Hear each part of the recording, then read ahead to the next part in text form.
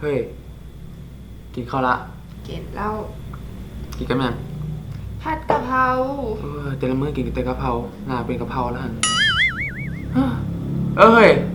มิกมึงกินข้าวละกินได้โดดแล้ว A few moments later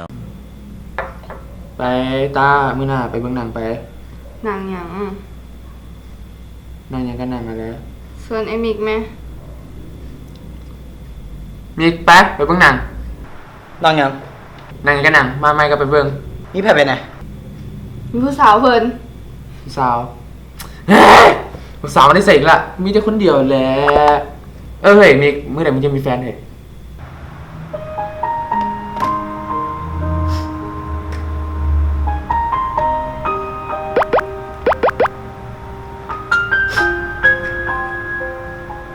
กูอยากมีคือกันแต่มันบ่มีมันหายากแฟนเดี๋ยวนี้นะคบแต่คนหล่อๆก็มึงกูดูดำกันดำตุ้ย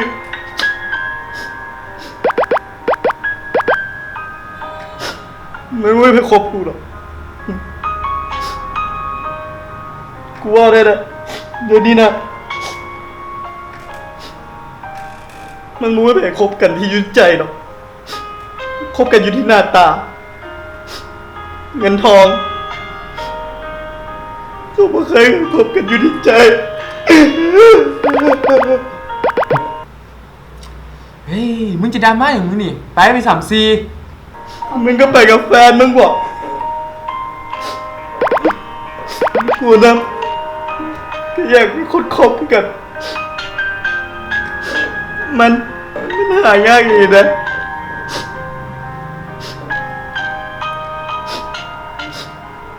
ยังกับบุมีเงินพร้อม